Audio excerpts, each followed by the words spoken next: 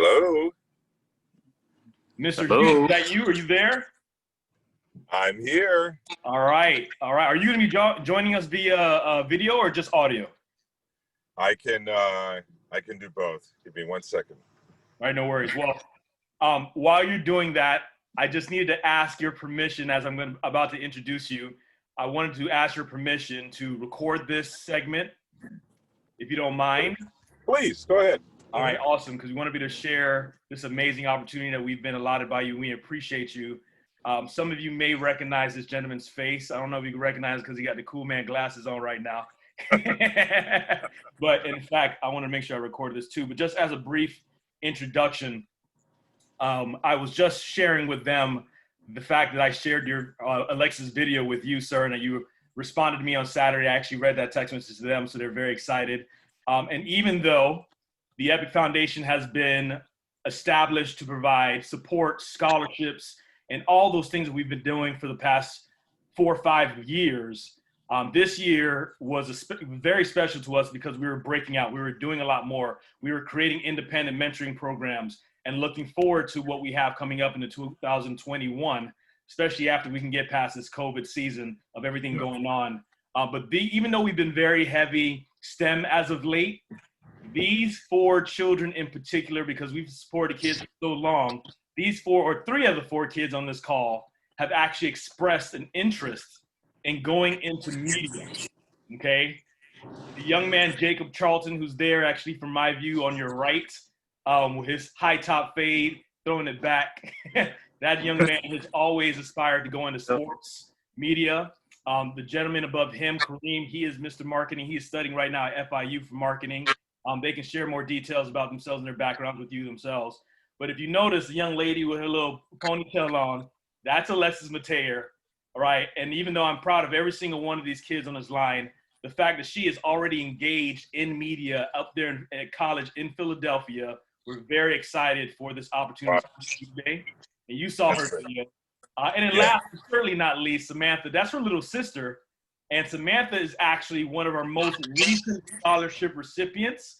You just finished paying for her last month of schooling.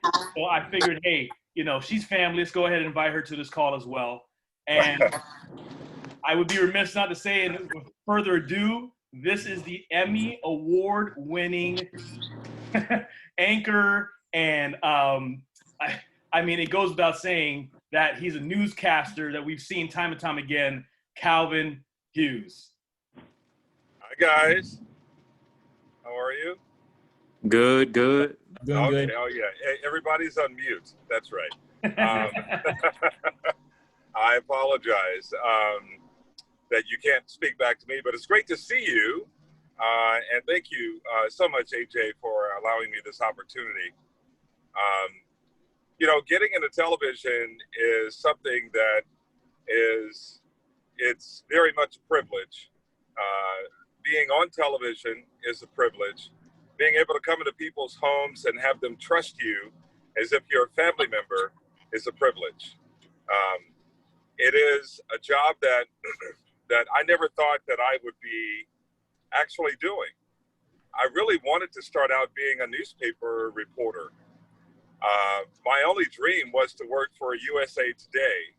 And I thought if I became an editor for USA Today, that everything would be wonderful. I would have lived my dream. And my very first dream was to be an NBA player.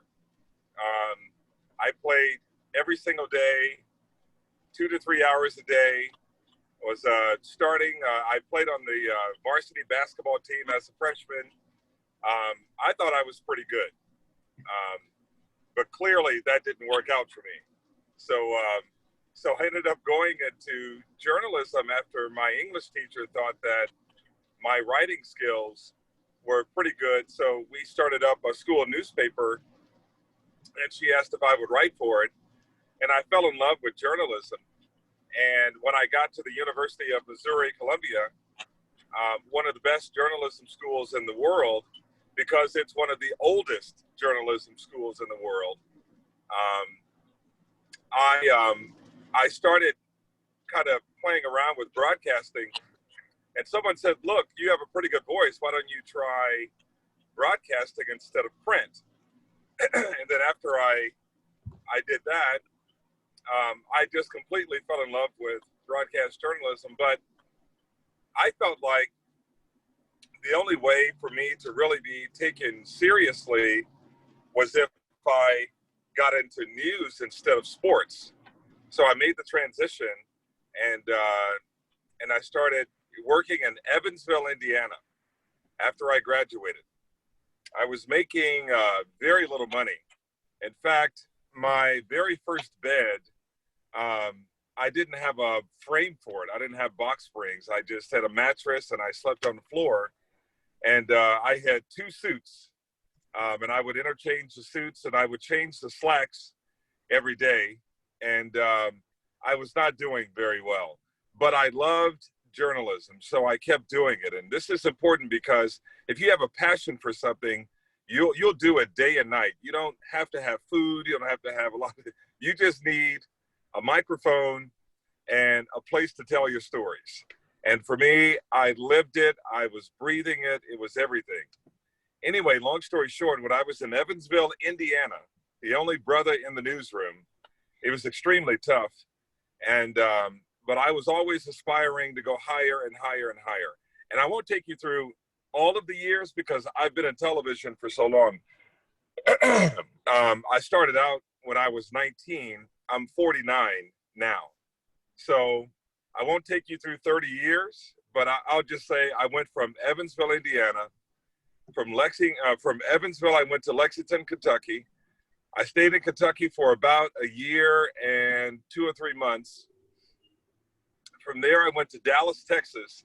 I never thought that I would end up in Dallas. I didn't have any family in Dallas. I had no family in Kentucky. I had no family in Indiana. But when I got to Dallas, about 3 or 4 months after I got there, the famous football player Michael Irvin got into trouble. And I covered his trial. And but at that time they were winning Super Bowls. But I got that work assignment because no one else in the newsroom wanted it. And I was the youngest guy there. So I said, absolutely, I'll do it. I didn't realize how much work it would be. I mean, I was on the air at 5 o'clock, 6 o'clock, 10 o'clock. The news in Dallas, they're on Central Time, so the news comes on at 10. Every single night. I had to be back at the courthouse at 8:30 that next morning. So I was getting maybe 5 or 6 hours of sleep, and I was going hard every single day. So that elevated me. I ended up, the guy who hired me said, I think you are an anchor, not just a reporter. So he asked me to do the weekend broadcast. So from there, I ended up doing the weekends. And then I said, look, if I can do weekends, I can do weekdays. So I had an agent at that time who ended up getting me a job in Atlanta, Georgia. And I stayed in Atlanta. I anchored the 4, 5, 6, and 11 o'clock news.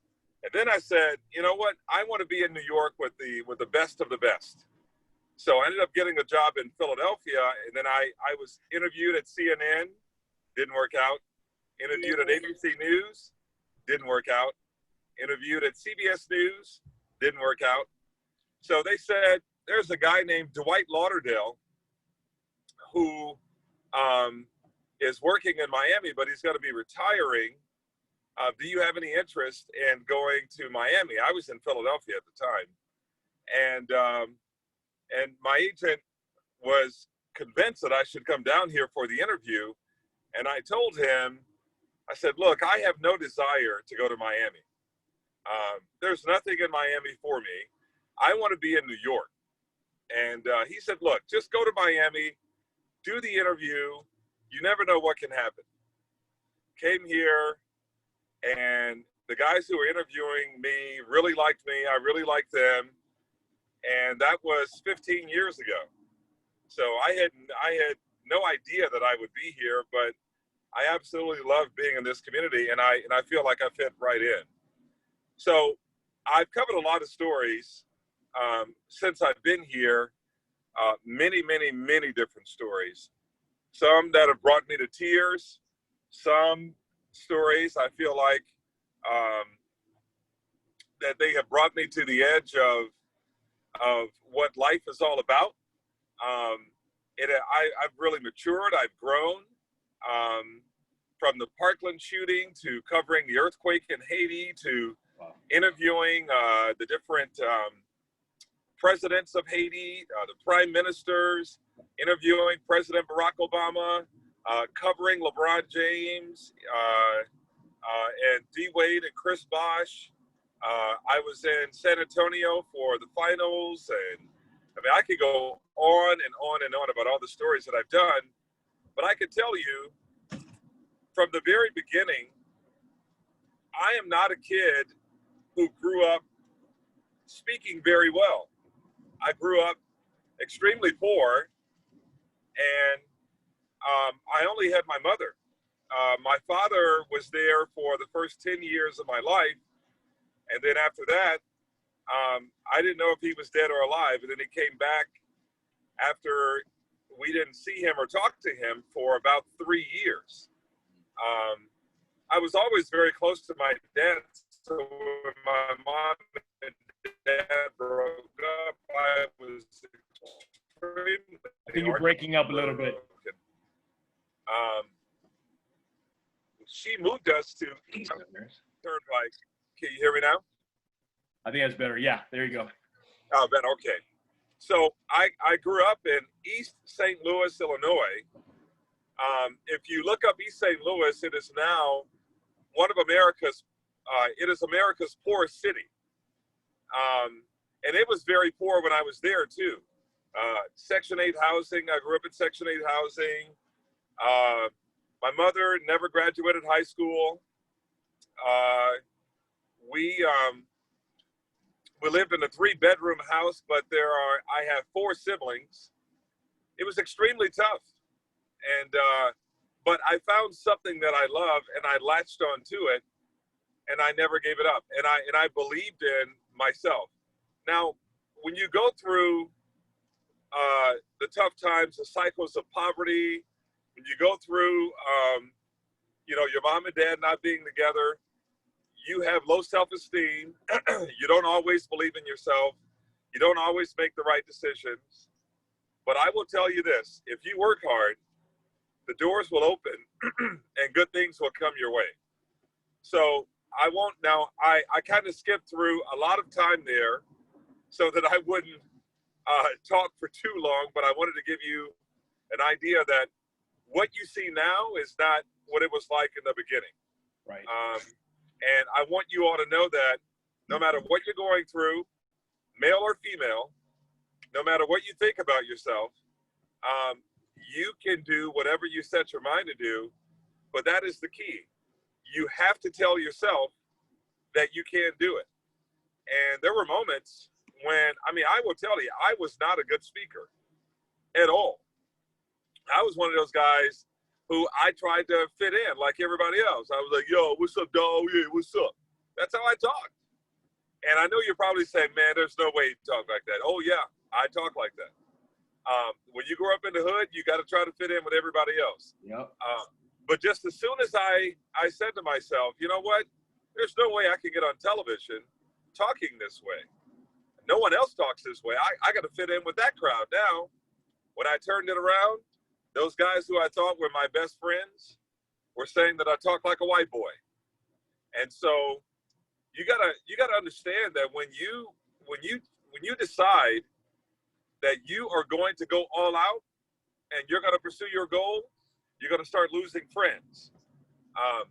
Because you got to ask yourself, what is really a friend?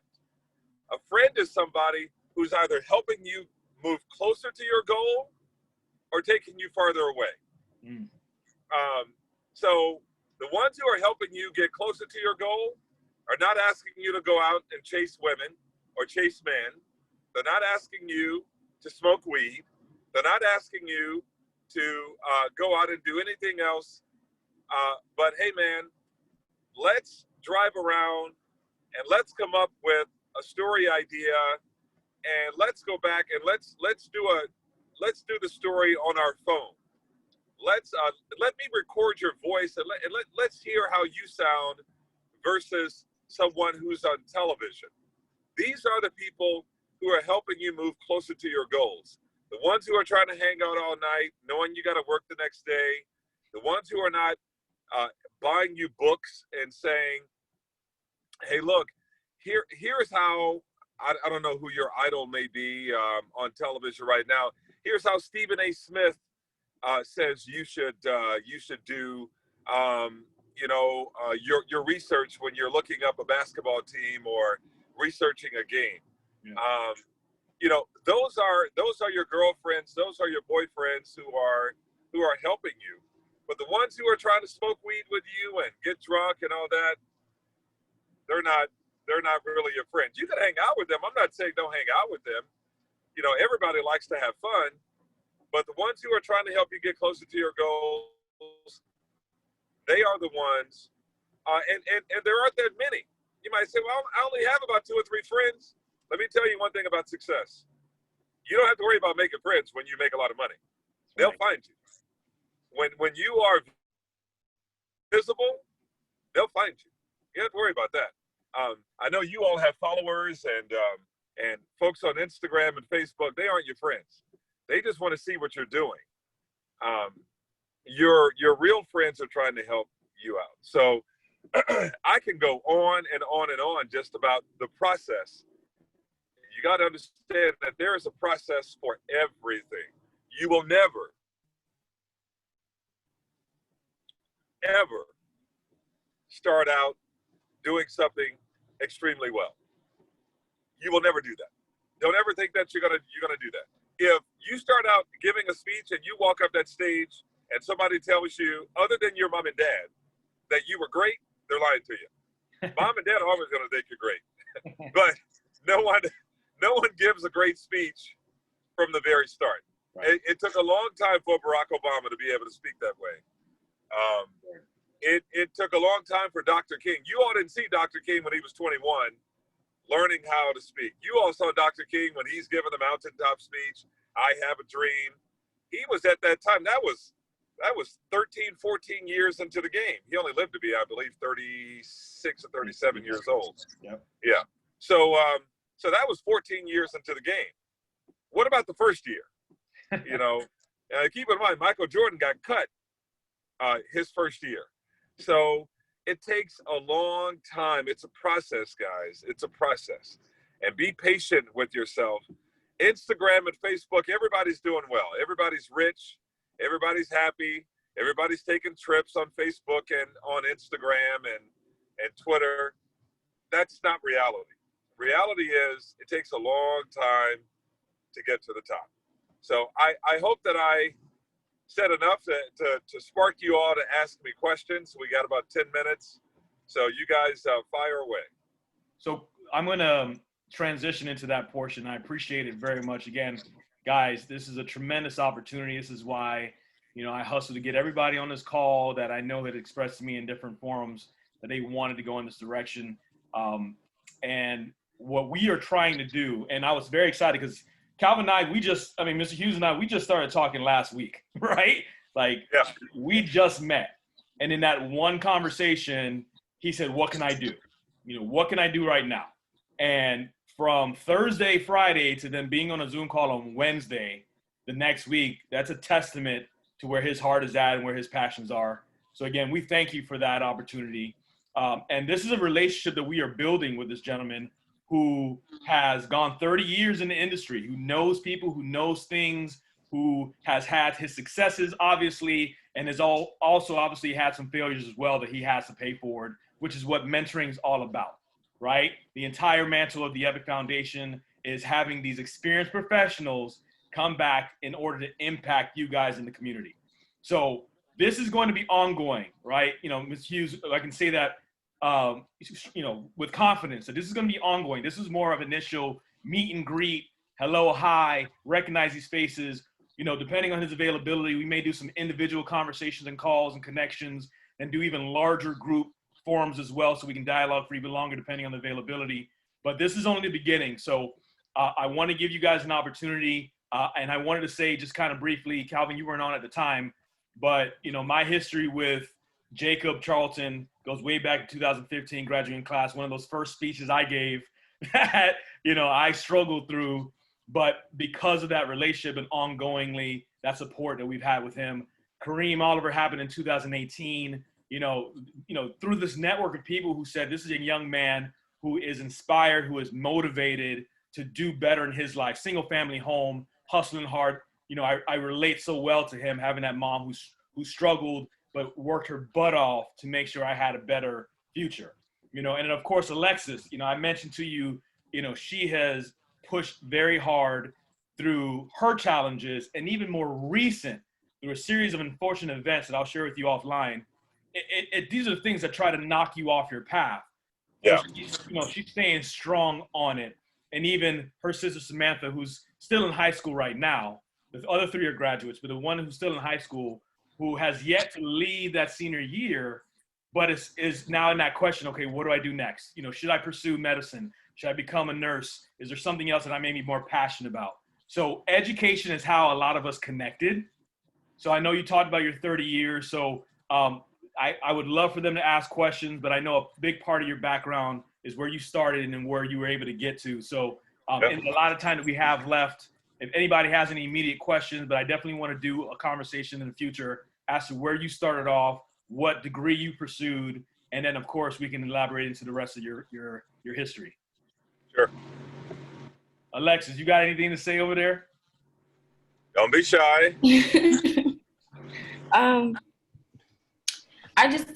I really want to know, whenever you have time to know about your journey and the steps that advice that you should give me to see if I'm going on the right path of where I want to be in life. And just hearing your story inspired me that people go through obstacles, but those obstacles just make them even more stronger, and it gives them a story behind to tell when they actually get to where they want to be in life. So I really appreciate you coming and talking to us, and would love to speak to you one-on-one and get some advice.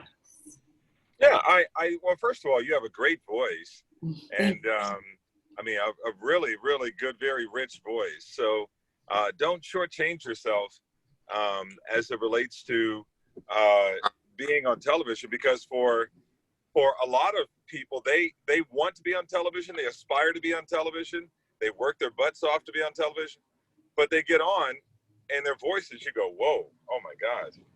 But your voice, wow, very, very powerful. And that's how you command a room. It's when you walk up to the mic and they hear your voice and they go, oh my God.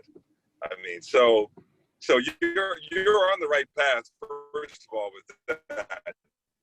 Secondly, let me say that. Oh, you're breaking up again. I didn't tell you the story when I got to, and God always on your who can help you and inspire you in ways that you don't even imagine. So I met this young man from Detroit. He grew up and had a tougher background than I did. His father committed suicide right in front of him. Wow. His mother was killed. Yeah, his mother was killed. So he was raised by his grandmother. But his only desire in life was to make it on television. And that was my desire after I fell in love with broadcasting. And when I tell you, he and we would take a newspaper in our dorm room, either his room or my room, and we would read the newspaper out loud, over articulating our words, talking like this, so that when we talk normally, when we talk in a normal way, our words would come out normal. So we were working on our diction and articulation. We would ask each other, did you know this word or that word? And did you know what this meant or that meant? We would watch the evening news every single day. Every single day. We would watch those guys, Tom Brokaw, Peter Jennings, Dan Rather, Bernard Shaw. We were trying to find jobs, internships at the radio station. If it was an overnight DJ job, it didn't matter what it was. we were trying to get into a newsroom in some way, shape, or form. And we did. And we did. And we practiced all the time. So that really helped me. And I still do that to this day to make sure before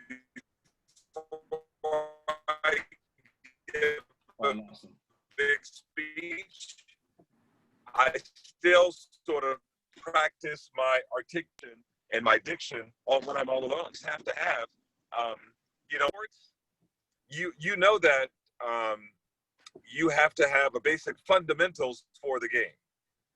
And you can never leave those fundamentals of the game. If you've ever been to an NBA game, you know that Steph Curry, LeBron James, all those guys go out 2 or 3 hours before the game shooting jump shots, working on their moves. And you might say, man, these guys have played basketball for years. Why in the heck are they out there practicing their moves like that? Right. You always have to practice. You can never, ever take anything for granted, ever. It doesn't matter. For me, I still go over all of my scripts. I still rewrite them. There are some people who go out there and read cold. I would never be able to do that. Never. I would feel like I'm disrespecting everything. So I hope that answers your question. Probably goes beyond answering it. But Alexa, I look forward to talking with you one-on-one or whenever you like to talk. That's awesome. I appreciate that. And then briefly, I know that we only have a few minutes. You're getting ready to go into the station right now to go on air today, correct? I just parked. Yes, sir. So again, so as I mentioned, I alluded to the fact that without saying who you were, I said, he's very, very busy. So he's going to be, running to essentially jump on air and do those things. So, again, we want to try to schedule something again with you. I will communicate with you directly, try to get something up and running, especially with the 3 of these individuals. But just for the 4th, that young lady, Alexa's sister, Samantha, and for the entire group regarding education, and even the different tracks that someone may be on, myself included. I was an engineer, yet I'm an entrepreneur and a businessman, right?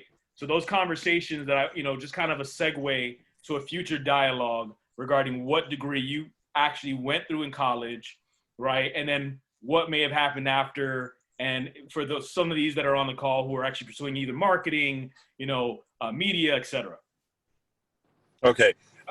So the actual degree I got was broadcast journalism and a minor in African-American studies at the University of Missouri. And, but at the journalism school there, you could get an advertising degree, editorial degree, that's for newspaper.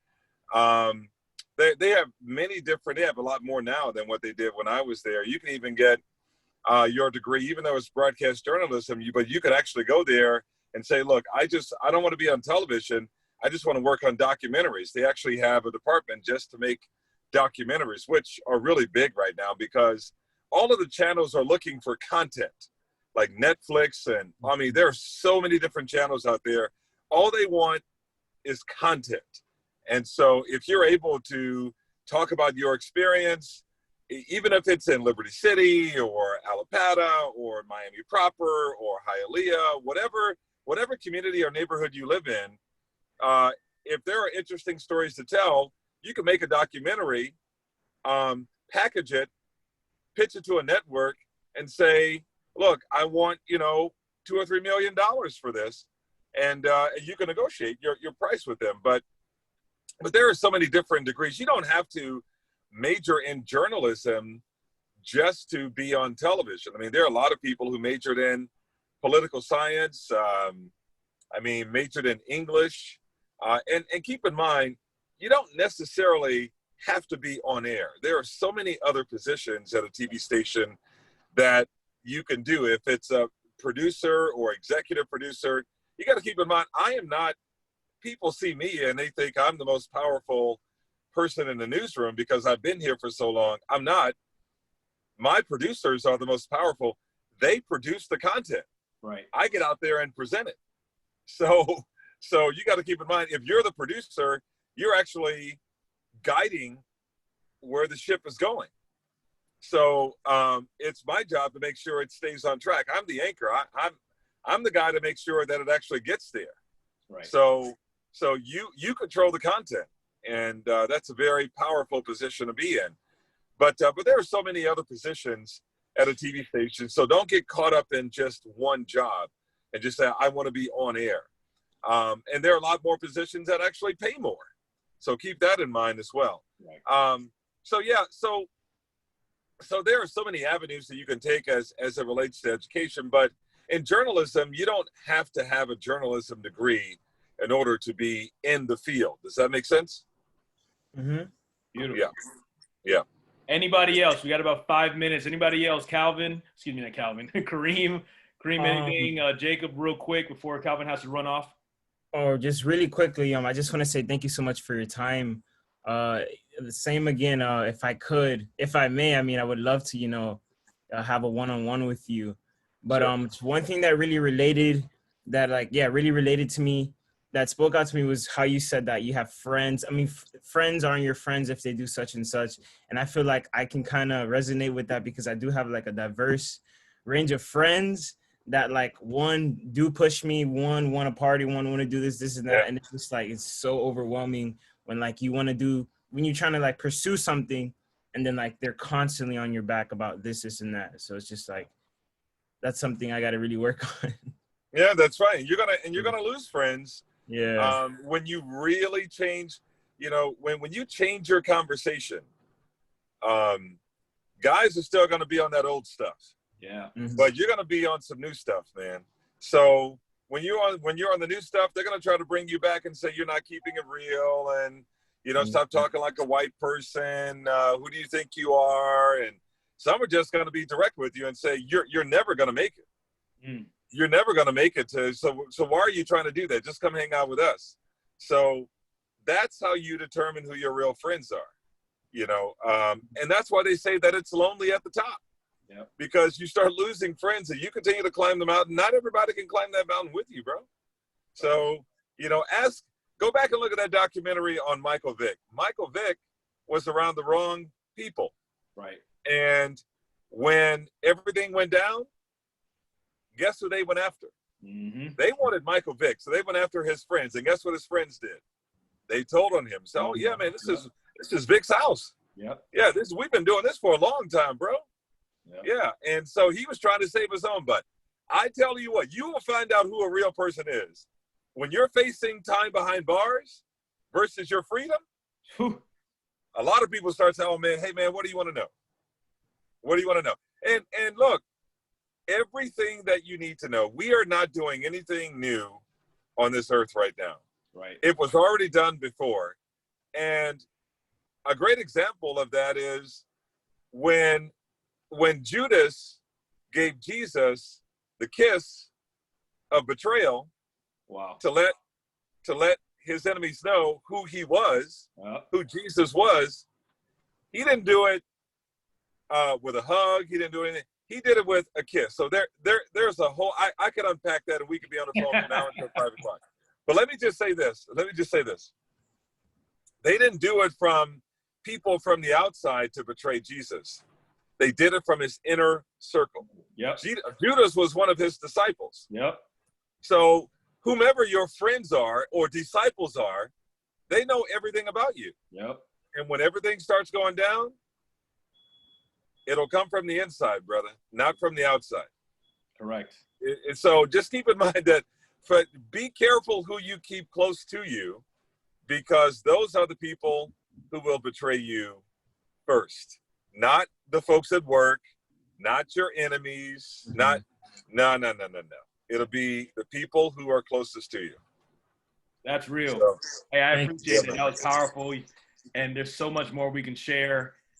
Again, everybody, just thank Mr. Hughes for his time. Thanks again. Thank you. Thank you so much. Amazing. Thank you so much. Oh, my pleasure, brother. Thank you. My pleasure. I'm going to be in touch. I will contact you ASAP. We will set up something else for even a longer period of time. We will also set up some one-on-ones. And I hope to even participate in those one-on-ones. I got a lot of questions myself. So all right. Thanks again. No we'll see you on air. We salute you. Best of luck. We'll talk soon. I'll be on at 4, 5, 6, 11 o'clock. See you guys then. Yes, sir. Bye. All righty. Bye-bye. Bye-bye. Hey. Yeah. Yeah, we doing things. That was literally just one conversation. And just like that, we're on Zoom with a gentleman who's on air every single day, right? So, Samantha, again, I appreciate you being on as one of our most recent scholarship recipients. You know, Jacob, being one of the oldest, right? So we got a large range. Samantha, Alexis, Kareem, Jacob, again, it's a tremendous opportunity, especially for those of you who are really actively pursuing it. Alexis, Kareem, right? Jacob, you too, man. I know you've had aspirations to want to jump in it, so that may be a hookup, you know, to get in the back door. You know what I mean? So we'll talk soon. Y'all text me. I'm gonna post about this soon. Please, I'm gonna tag you guys. Where would this be posted? So I already have this recorded, so I'll put it on YouTube and send you the link. But it's always gonna be posted under Epic. You know, everything Epic. Yeah. You know, the Instagram, the Facebook too. We link to that because I know, Kareem, you have Facebook versus Instagram and even Twitter. So just keep an eye out between this week and next week. We may do a throwback next week. All right, y'all? All right. All right. Be blessed. We'll talk soon. All right. Thank you. See y'all.